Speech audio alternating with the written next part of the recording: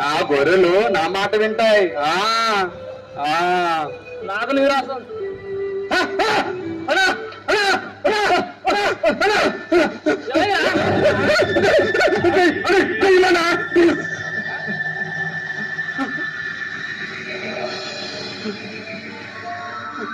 అయ్యలారా, భయపడకూడదు. ఇదిగో ప్రజలందరికీ కలుగుబో మహా సంతోషకరమైన సువర్తమానం నేను మీకు తెలియజేయుచున్నాను. దావీదు పట్టణమందు నేడు రక్షకుడు మీ కొరకు పుట్టి ఉన్నాడు. ఈయన ప్రభువైన క్రీస్తు. దానికి ఇదే మీ కానువాలు. ఒక శిశువు పొత్తిగుడ్డలతో చుట్టబడి ఉండట మీరు చూసేది. అన్నా, ఎంత చక్కనైన మాటరా. అవునన్నా, రక్షకుడు పుట్టిందంటారా? అవునన్నా, వెళ్ళి చూసేద్దాం పరా. సరేనా? సరే వెళ్ళమా అన్నా. రా. ఈ సందర్భంలో ఒక పాట పాడుకుందామన్నా? సరే, మంచి. సరే. యేసే జన్మించేరా ఓయ్ తమ్ముడా, యేసే జన్మించేరా, యేసే జన్మించేరా ఒరే తమ్ముడా, యేసే జన్మించేరా. ఓరే తమ్ముడా, ఓరే తమ్ముడా, ఓరే తమ్ముడా, ఓరే తమ్ముడా, యేసే జన్మించేరా ఒరే తమ్ముడా, యేసే జన్మించేరా, యేసే జన్మించేరా ఒరే తమ్ముడా, యేసే జన్మించేరా.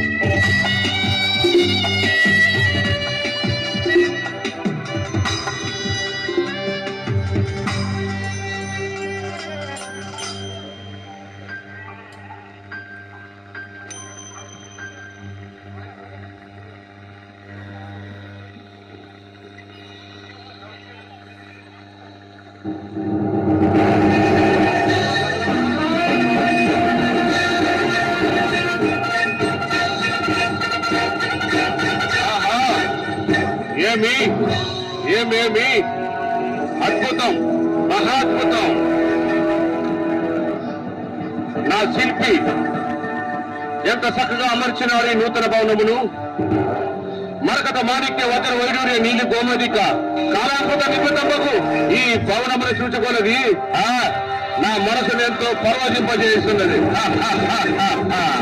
నా అదృష్టము, నా సంపద నన్నెంతగానో ఆనందింపజేస్తున్నది. మంత్రి రాజా, మనం నిర్మించబోయే మరొక నూతన భవన నిర్మాణ పనులు ఎంతవరకు వచ్చినాయి?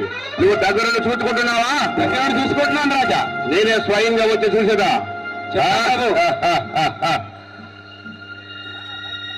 ఏమి నా అదృష్టము. జయము జయము. ఈ రోజు మహారాజు వారికి జయము జయము. రాజా, తూర్పు దేశము నుండి జ్ఞానులు వచ్చినారు మిమ్మల్ని కలుసుకోవటానికి. మీరు సెలవిచ్చే వారిని పిలిపించేదా? ఏమిటి? తూర్పు దేశపు జ్ఞానులా? నాతో వారికి పని ఏమిటి? సరియే, ప్రవేశపెట్టుము. చిత్తము ప్రభు.